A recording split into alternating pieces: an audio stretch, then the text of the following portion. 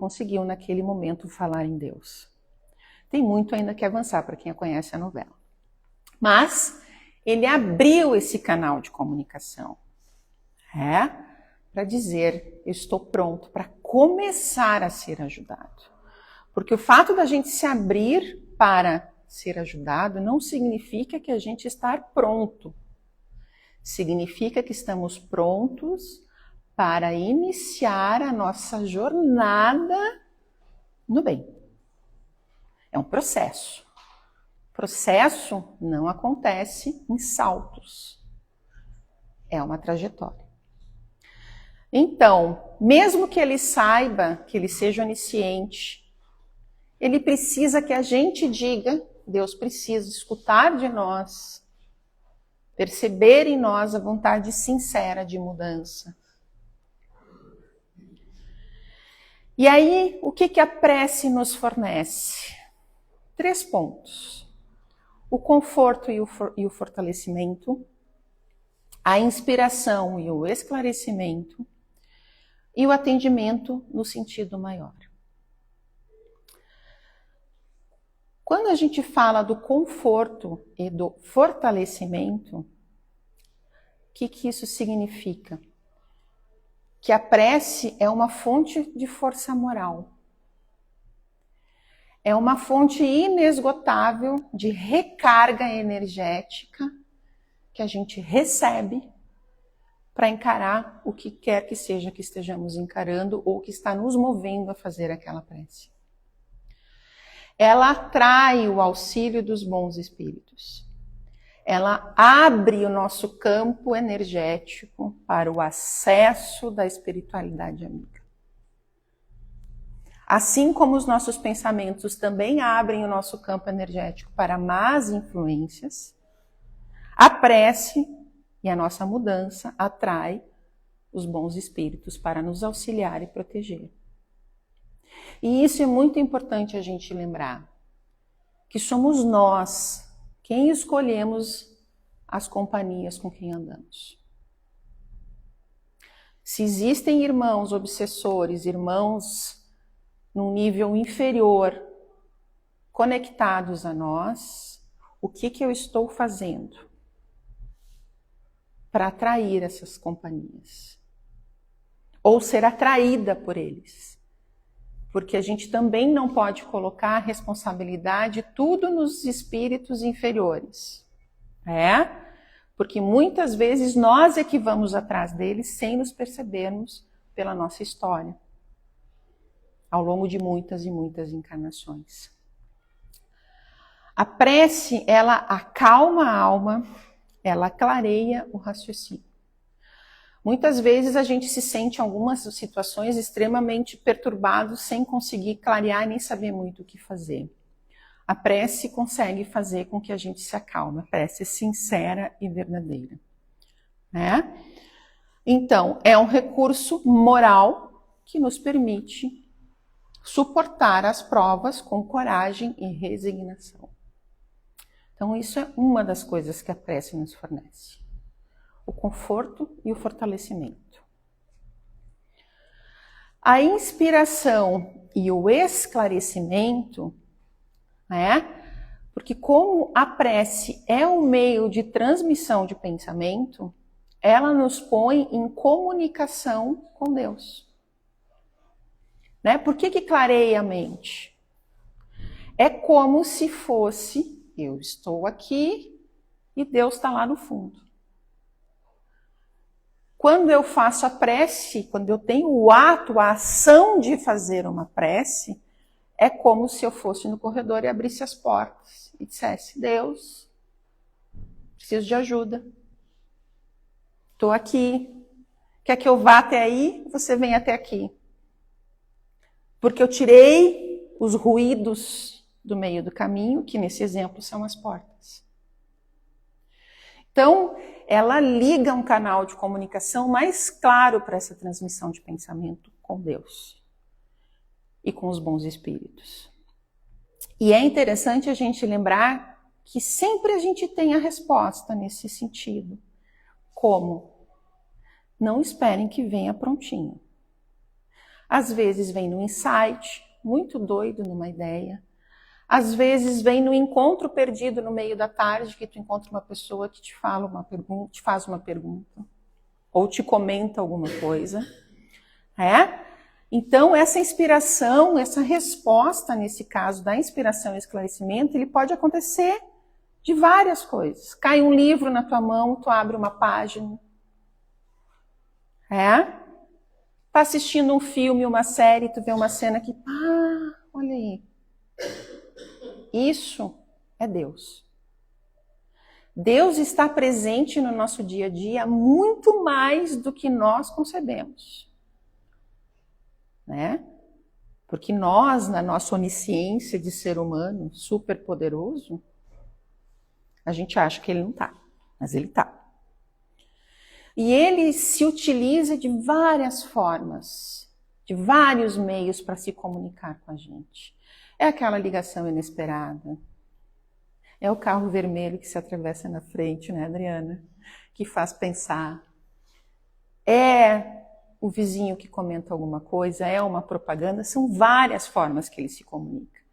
A gente precisa estar atento para as respostas que ele traz. Mas o mais importante de tudo isso, para que a gente receba essa inspiração e esclarecimento, é importante que a gente silencie a mente. Não adianta só fazer a prece e sair correndo, fazendo 200 mil coisas. Tenha fé de que a resposta venha e aguarde ela.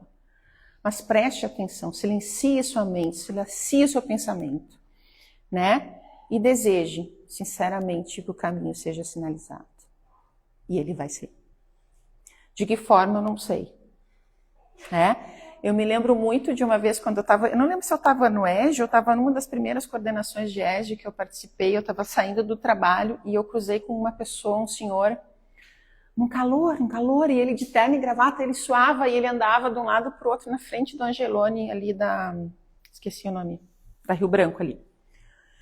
Ele ia para um lado, ele ia para o outro, e eu passei por ele, olhei, assim, ele parecia desorientado, e eu pensei, ai, Jesus, ajuda ele, coitado. Eu terminei de falar, Jesus, ajuda ele, coitado. Esse homem bateu em mim e foi, moça, pode me ajudar? Eu, ai, Jesus, não era para ser tão rápido.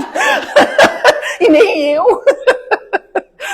Então foi imediata a resposta, assim, Eu me abri para auxiliar e o Espírito, vai nela que ela te ajuda.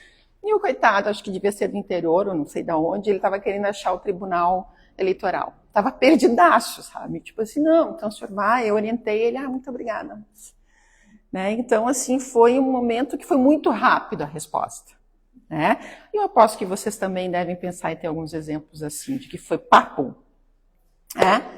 Então, é importante a gente lembrar, de prestar atenção nos sinais, porque a inspiração e o esclarecimento vêm. E o atendimento no sentido maior, que não necessariamente é aquilo que a gente quer, mas é a vontade de Deus. E é a vontade de Deus e do nosso merecimento. Nós merecemos ser atendidos ou não? Deus não atende a todos os pedidos. Especialmente os tolos egoístas. Eu quero ganhar na Mega Sena. Quem aqui nunca rezou para ganhar na Mega Sena, levanta a mão.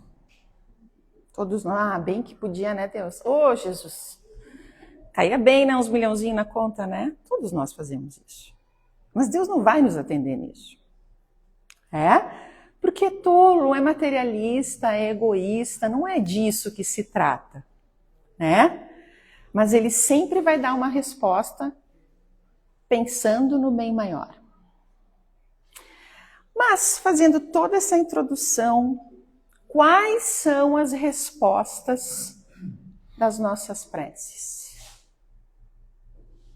A primeira, sim. Eu faço a prece e eu sou atendido. Que quer dizer o quê? Você não está sozinho.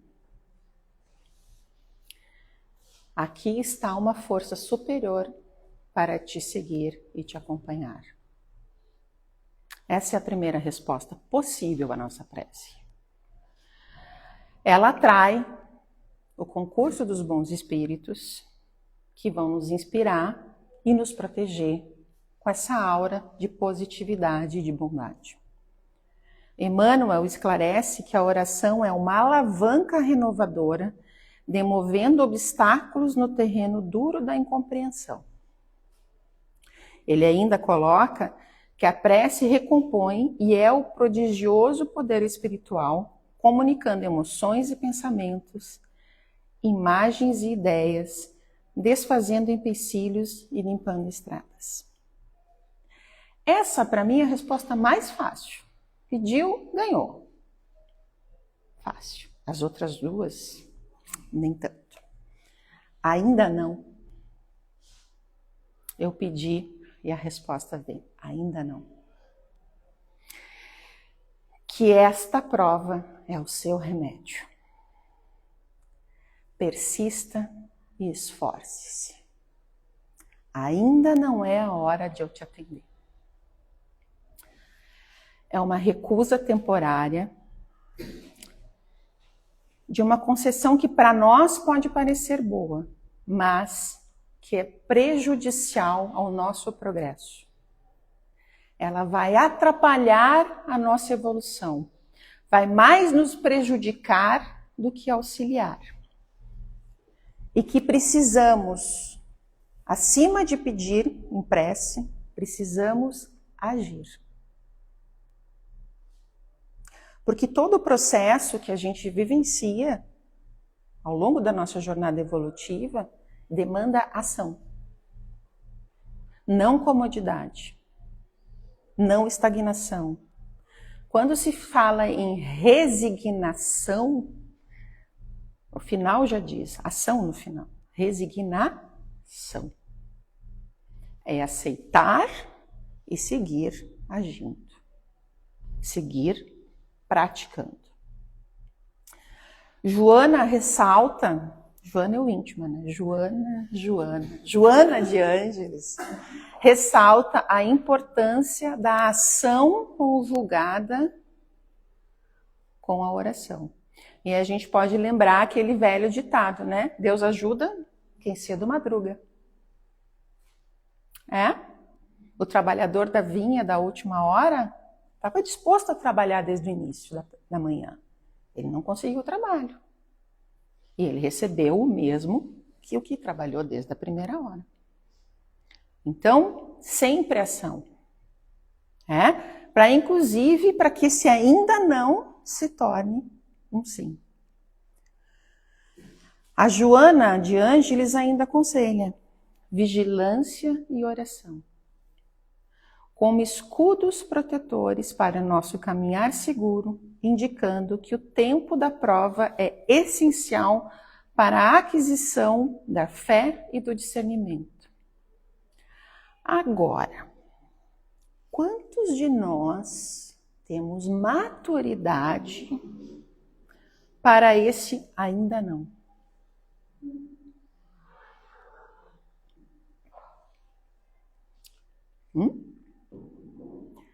Quantos de nós já não se revolta com esse ainda não? Vou trazer mais para a terra. Mãe, posso sair? Ainda não. Você ainda não tem idade. Mas eu já tenho 15 anos. Eu já sei o que eu estou fazendo. Eu já tenho 18. Eu já ganho meu dinheiro. Ainda não. Você ainda não tem maturidade para essa responsabilidade, para esse pedido. Lembre-se, ele é onisciente. Ele sabe das nossas mais profundas entranhas, que nem a gente ousa espiar. Ele sabe. Então, reflexão. O ainda não faz parte do nosso processo evolutivo. Precisamos daquela prova, precisamos daquela situação para crescer. E, por último, a terceira resposta: tenho outros planos para você. Acabou, né? Acabou. Quero fazer faculdade em outra cidade. Não. Tenho outros planos para você. A UFSC está aqui, ó. Não, tem essa. Não vai ganhar isso que tu tá pedindo. A tendência nossa é qual? Se rebelar. Rebeldia. Não, como assim? E o que significa eu tenho outros planos para você? Que o que você pede é menor do que o que eu preparo para você. Que só o tempo e a aceitação vão nos revelar quais são os planos de Deus. Aí eu pergunto, levanta a mão quem tem paciência. Eu estou gostando que ninguém levanta a mão. Paulo, tu é testemunha, né? Ou estão envergonhados ou realmente não ousam. Nessa vida acelerada, né? Que a gente tem, a gente não se permite o tempo e a aceitação daquilo que Deus tem de melhor a nos oferecer. Porque ele não está dizendo no texto que é outra coisa, é algo melhor. Não é menor ou igual ao que nós pedimos, é melhor. O atendimento que vem pela negação, né, do pedido original ou pela sua transformação em algo muito mais, né, vem pela sua transformação em algo muito mais benéfico, mas que foge completamente à nossa perspectiva humana. Vamos voltar lá ao onisciente. Ele está, muitas léguas na nossa frente. Ele sabe que nós temos aquele potencial de chegar nesse lugar. Então não é para a direita que tu tem que ir, tu é para a esquerda. Não tem negócio, é esquerda. É para lá. Ali você vai encontrar o teu melhor caminho. Ali você vai desenvolver o seu melhor potencial. Aquilo, meu filho, que eu enxergo em você, mas que você não vê. Mas eu acredito em você. Eu sei que você é capaz. Então, não. Tenho outros planos para você. E Emmanuel diz, né? Emmanuel é direto.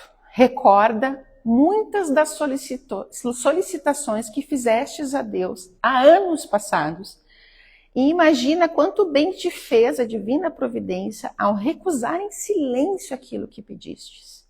O não de Deus hoje é sempre o nosso maior bem de amanhã. E aí eu vou pedir para vocês pararem um pouquinho e pensarem. Pensem em coisas que vocês pediram anos atrás e que não foi atendido. E que, graças a Deus, não foi atendido. Eu pedia para passar no mestrado, lá em Porto Alegre. Graças a Deus que eu não passei. Eu passei aqui em Florianópolis e estou aqui hoje conversando com vocês. Que me deram a minha filha. Talvez eu tivesse outra filha lá, mas não seria essa. Essa casa que me acolheu. Então, a gente tem que parar para pensar nessa resposta. Assim como ainda não, outros planos é direcionar nossa vida para um caminho completamente inesperado, mas que necessita que a gente tenha fé, que a gente confie nos desígnios de Deus, que os planos dele certamente serão melhores do que o que nós estamos pedindo. E aqui eu trago esse quadro que eu acho que ajuda bastante a gente visualizar, que diz assim, ele está dividido em resposta, o que significa, e postura que adotar. Então, se a resposta é sim, pedido realizado ou força concedida para ação, é isso que significa. E qual que é a nossa postura? Que a gente esquece. Gratidão, responsabilidade, ação no bem. Não é porque eu fui atendida que a gente não vai lembrar de agradecer. Quando alguém dá um presente pra gente não agradece. Se uma pessoa nos faz o bem, a gente não procura retribuir, não procura manter essa pessoa ao lado. Por que que nós não vamos nos manter assim com o nosso Pai maior? Agradeça, se mantenha no bem e perceba a responsabilidade que você tem perante essa concessão. O ainda não significa que o pedido foi postergado, aguardando amadurecimento e preparo de cada um de nós. Postura, perseverança, preparo interior, confiança ativa, ação. E por último, tenho outros planos para você. Desejo diferente da vontade divina, visando um bem maior. Entrega, serviço, desapego ao querer pessoal. E agora me passou na mente uma história que eu vi, eu acompanho no Instagram uma página que é História Esquecida. Ele traz coisas muito, muito aleatórias, assim. E aí hoje eu contava a história de um rapaz, que eu não vou lembrar o nome, mas ele foi preso na Segunda Guerra, Primeira Guerra, acho que foi na Segunda Guerra. E o título dizia assim, ele foi um débil. E ele era mesmo, dizia assim, você vai ler, né? Então, enfim, tá aparecendo aqui. Ele foi preso na Segunda Guerra Mundial e foi levado para um dos campos de concentração alemão. E ele percebeu que ele escolheu se fazer de débil mesmo, se fazer de louco. Então ele fazia umas coisas muito aleatórias. Só que nessa coisa de fazer as loucuras, o que ele fazia? Ele botava a terra dentro do tanque de gasolina dos caminhões dos alemães. Ele ia boicotando coisas dentro do campo de concentração, mas ele era o louquinho, entendeu? Ele era Então, os alemães não davam muita bola para ele. Mas o principal que ele fez foi que ele decorou o nome de 256 pessoas que estavam dentro do campo de concentração com ele. E como é que ele fez isso? Ele pegou uma rima de uma música e ele cantava o nome das 256 pessoas na rima da música.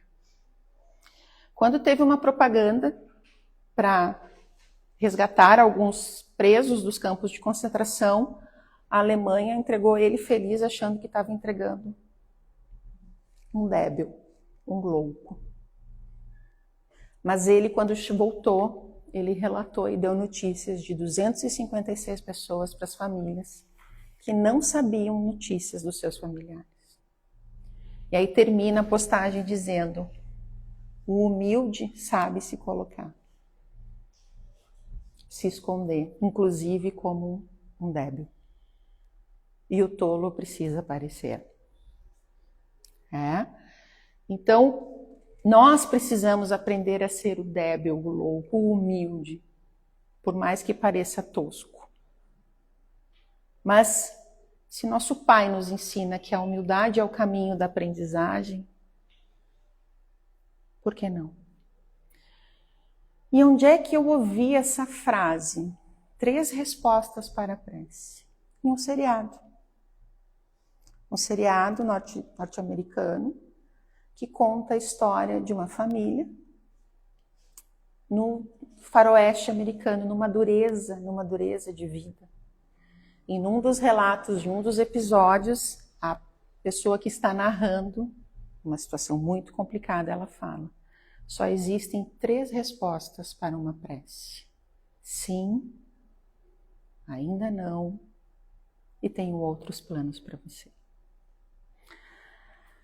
Encerro então com essa frase do Emmanuel que diz: a prece ilumina, o trabalho liberta, o amor edifica, o perdão redime e o serviço a Jesus é a nossa felicidade.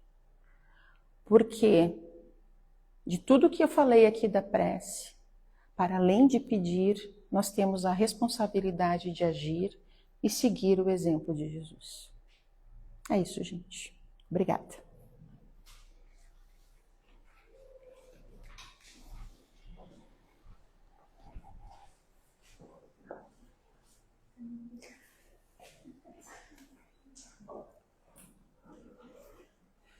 Ainda bem que eu tenho os meus